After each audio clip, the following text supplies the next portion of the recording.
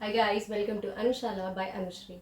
So in the previous lecture हमने देखा था कि ब्रिटिशर्स इंडिया आ चुके हैं एंड अलॉन्ग विद देम दूसरी यूरोपियन पावर्स जो है वो भी इंडिया में एंटर कर चुकी हैं और सारे लोग एक ही तरीके की चीज़ों में ट्रेड करने में इंटरेस्टेड है जिसकी वजह से उनके बीच में हो रहा है कन्फ्लिक्ट, राइट।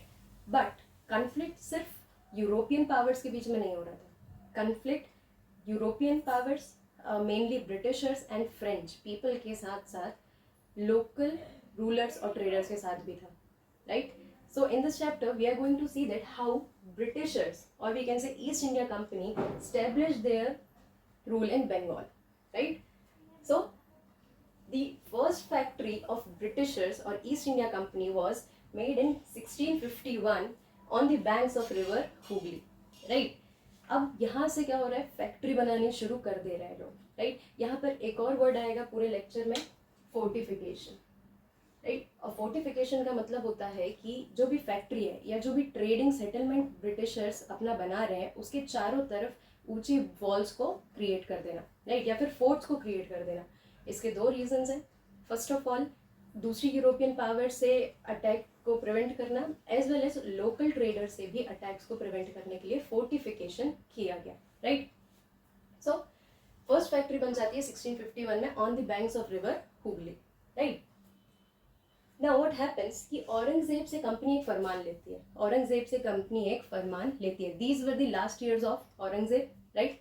एंड फरमान means a kind of legal order, ठीक है, a kind of legal order. अब इस फरमान में क्या लिखा होता है, that company got right to trade duty free. Duty free मतलब जब कंपनी ट्रेड करने जा रही है, ठीक है, तो कई प्रकार के टैक्स लगेंगे। जैसे कि हम सड़क पर ट्रैवल करते हैं तो हमें टोल टैक्स देना पड़ता है, राइट। ऐसे ही जब कुछ ट्रेड करने जाती थी कंपनी तो कुछ टैक्सेस लगते थे, है ना। तो वो टैक्सेस को ना पे करने के लिए ये औरंगजेब से फरमान लिया जाता है दैट कंपनी मस्ट नॉट पे any kind of duty while trading. लेकिन इसका मिसयूज होता है, ठीक है। इस लीगल फरमान का मिसयूज किस तरीके से करती है company, but company officials misuse this right by not paying the duties even when they were carrying out their private trade. They were carrying out their private trade. अब प्राइवेट ट्रेड को किस तरीके से समझेंगे, जैसे आप एक रेगुलर जॉब पर, ठीक है, बट उसके साथ आप एक पार्ट टाइम जॉब भी लेना चाहते हो, ठीक है। तो इसी तरीके से कंपनी ऑफिशियल्स जो थे जब वो कंपनी में रहकर काम कर रहे हैं, ठीक है, तो वो कंपनी ऑफिशियल्स हैं, राइट, वो कंपनी की तरफ से ट्रेड कर रहे हैं। लेकिन जब वो कुछ अपना पार्ट टाइम चला रहे हैं या अपना कुछ पर्सनल या प्राइवेट ट्रेड कर रहे हैं, ठीक है, उस समय भी वो ड्यूटीज पे करने से मना कर देते थे, ठीक है। बल्कि जो फरमान था उसमें सिर्फ ये लिखा था that company officials need not have to pay duty when they were on the trade from company, ठीक है। लेकिन प्राइवेट ट्रेड पर भी जब वो टैक्स नहीं देते, जब वो ड्यूटीज नहीं देते हैं, तो इसके कारण क्या होता है, बंगाल में बहुत ज़्यादा लॉस ऑफ रेवेन्यू होने लगता है, बंगाल में बहुत ज़्यादा लॉस ऑफ रेवेन्यू होने लगता है, right. One more thing is that कि ईस्ट इंडिया कंपनी जो होती है या जो ब्रिटिशर्स होते हैं वो सबसे पहले बंगाल में ही अपना बेस क्यों बनाना चाहते हैं, राइट। उसका कारण ये है कि बंगाल उस समय बहुत ज़्यादा प्रॉस्पेरस था, ठीक है। जैसे आज हमारी इंडिया एक इंडिपेंडेंट कंट्री है तो इसका सेंटर कहाँ पर है, न्यू दिल्ली, ठीक है।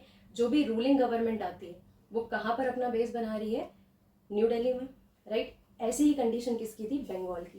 तो जो भी कंपनी आ रही थी या जितने भी पावरफुल रूलर्स थे वो सबसे पहले बंगाल को कैप्चर करना चाहते थे, राइट। तो यहाँ पर भी ईस्ट इंडिया कंपनी वो सबसे पहले अपना बेस कहाँ बनाती है, बंगाल में, राइट।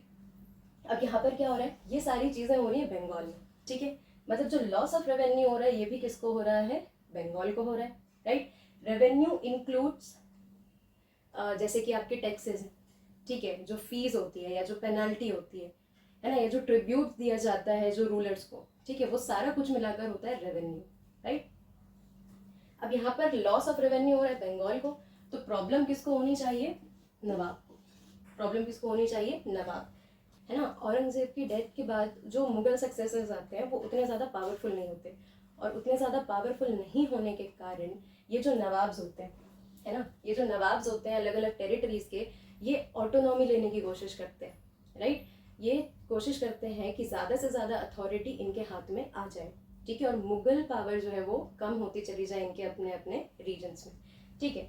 तो जब ये अपनी पावर बढ़ाते हैं तो यहाँ पर कौन सर नवाब जो होता है वो सबसे पहले पावर गेन करता है मुर्शिद कुली खान, राइट। नाउ मुर्शिद Quli Khan was succeeded by Alivardi Khan and Alivardi Khan was succeeded by Siraj ud-Daula, ठीक है। ये तीनों एक ही फैमिली को बिलोंग करते थे, है ना, और एक के बाद एक सक्सेशन में आते हैं, right. Now what happens when company denied to pay duty, है ना, जब वो अपने ऑफिशियल ट्रेड पर है तब भी, और जब वो अनऑफिशियल या फिर प्राइवेट ट्रेड पर है तब भी, राइट। तो इसकी वजह से लॉस हो रहा है, और लॉस हो रहा है तो किसको परेशानी है? Nawab of Bengal, that is Murshid Quli Khan, right. Murshid Quli Khan was a powerful ruler, ठीक है। इंडीड ये जो तीनों नवाब्स होते हैं ये तीनों ही स्ट्रॉन्ग रूलर्स होते हैं, है ना। और तीनों में क्या खासियत होती है कि ये ब्रिटिशर्स को बहुत सी ऐसी चीज़ें हैं, बहुत से ऐसे राइट्स जो है उनको डिनाई करने की कोशिश करते हैं, ठीक है। Let us see what kind of rights they denied to the British East India company. They refused concessions to company. They refused concession to company. Concession का मतलब यहाँ पर होगा छूट, है ना, या काइंड ऑफ जैसे हम डिस्काउंट बोलते हैं, ठीक है, उसको बोलेंगे यहाँ पे कंसेशन, ठीक है। कुछ कंसेशंस कंपनी के पास थे जबकि वो लोकल ट्रेडर्स के पास नहीं थे, तो ऑब्वियसली कंसेशंस के साथ कंपनी जो थी वो ज़्यादा प्रॉफिट अर्न कर रही थी, और लोकल ट्रेडर्स जो थे उनको कहीं ना कहीं लॉस फेस करना पड़ रहा था। So all the three nawabs of Bengal they denied or refused the concessions to company. Then they demanded large tributes for company's right to trade. अब यहाँ पे ट्रिब्यूट का मतलब क्या है? कंपनी ट्रेड कर रही है बंगाल में, है ना, अपनी फैक्ट्रीज बना रही है बंगाल में, बट बंगाल किसकी जगह है? नवाब की, ठीक है। रूलर कौन है? नवाब। तो इसका मतलब ये है कि नवाब चाहते थे कि अगर कंपनी ट्रेड कर रही है बंगाल में तो एक सिग्निफिकेंट अमाउंट जो है वो ट्रिब्यूट के रूप में किसको दिया जाएगा? नवाब को दिया जाना चाहिए, ठीक है। Next, denied rights to mint coins, ठीक है। मिंट करने का मतलब है इशू करना, है ना। कॉइन को बनाने की या कॉइन को इशू करने की जो प्रोसेस है, जैसे फैक्ट्री में जब कॉइन बनते हैं तो उसको मिंटिंग बोला जाता है, ठीक है। So the nawabs of Bengal they denied that company should not और company must not issue their own coins, ठीक है। And last, they stopped from expanding fortifications, ठीक है। कंपनी का क्या कहना था? कंपनी क्या करती थी कि जब भी अपनी कोई फैक्ट्री बना रही है, जब भी कोई सेटलमेंट बना रही है ना, जैसे मान लो उन्होंने एक फैक्ट्री बनाई, वहाँ पर काम चालू किया, तो उसमें ऑब्वियस सी बात है कि कुछ एम्प्लॉयज़ लगेंगे, कुछ लेबर लगेगा। उसके बाद धीरे धीरे धीरे करके क्या होता था कि कंपनी के फैक्ट्री के आसपास ही सेटलमेंट बनने लगता था, ठीक है। और उस सेटलमेंट जैसे कॉलोनी बन गई तो ब्रिटिशर्स उसके बाहर एक फोर्ट बना देते थे, ठीक है। That's why it is known as fortification, बड़ी बड़ी दीवारों को क्रिएट कर देना, जिसकी वजह से दूसरी यूरोपियन पावर्स और लोकल ट्रेडर से कोई भी प्रकार के अटैक से वो अपने आप को या अपनी फैक्ट्री को प्रिवेंट कर सकते थे, ठीक है। सो फोर्टिफिकेशन भी एक्सपेंड करने से मना किसने कर दिया था? All the three nawabs. ये नवाब अलग अलग टाइम पीरियड पर है ना। मुर्शिद कुली खान की डेथ के बाद अलीवर्दी खान आते हैं और उनकी डेथ के बाद आते हैं सिराज उद्दौला, राइट। लेकिन सबके एक्शंस जो होते हैं against east India company they were almost similar, fine.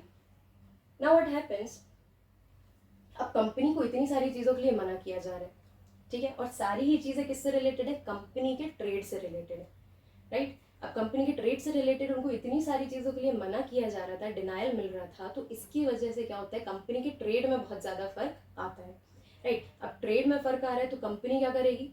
ये सारी चीज़ों से बाहर निकलने की कोशिश करेगी, ठीक है। दैट्स वाई इन्हीं सारी कंडीशंस के कारण क्या होता है? कन्फ्लिक्ट। इन्हीं सारी कंडीशंस के कारण कन्फ्लिक्ट होता है between Nawab and company, right. All these things, all these refusals, they made the company upset, they made the company upset, right? Why? Because nawabs were ruining their trade, है ना। Nawabs की ये सारे शर्तों के कारण और हम कहें डिनाइल के कारण क्या हो रहा था कि ब्रिटिशर्स के जो ट्रेड थे उनमें बहुत ज़्यादा फर्क आ रहा था, उनके प्रॉफिट नहीं बढ़ पा रहे थे, ठीक है। And company wanted to do duty free trade, कंपनी को चाहिए था कि हमें ड्यूटी ना ही देनी पड़े, ठीक है। बट जो नवाब्स होते हैं ये ऐसा नहीं होने देते, तो इसके कारण कन्फ्लिक्ट शुरू होते हैं और फाइनली बहुत सारे कन्फ्लिक्ट होते होते एक बड़ा वॉर हो जाता है, ठीक है, जिसका नाम है बैटल ऑफ प्लासी, राइट, जिसका नाम है battle of Plassey and it took place in 1757, right. Battle of Plassey is an significant event, ठीक है। क्यों इतना इंपॉर्टेंट है बैटल ऑफ प्लासी?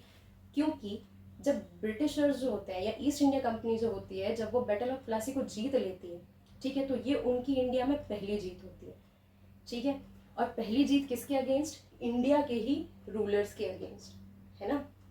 इसका मतलब ये है कि अब यहाँ से कुछ एक्टिविटीज ऐसी शुरू हो जाएंगी जिसमें ब्रिटिशर्स सिर्फ ट्रेड की तरफ ध्यान नहीं देंगे, राइट। अब वो क्या करेंगे, टेरिटरी में भी इन्वॉल्वमेंट उनका रहेगा, ठीक है। वो पॉलिटिकल अफेयर्स में, एडमिनिस्ट्रेटिव अफेयर्स में भी, और इवन जो नवाब्स हैं या जो रूलर्स हैं उनके सक्सेशन में भी इंटरफेयर करने लगेंगे, राइट। सो यहाँ से स्टोरी जो है ये बंगाल की चेंज होने वाली है, right? So we will be discussing the Battle of Plassey in the next lecture, right? So thank you for today, and if you have any problem you can ask me in the comment section. Don't forget to like, share and subscribe. Thank you.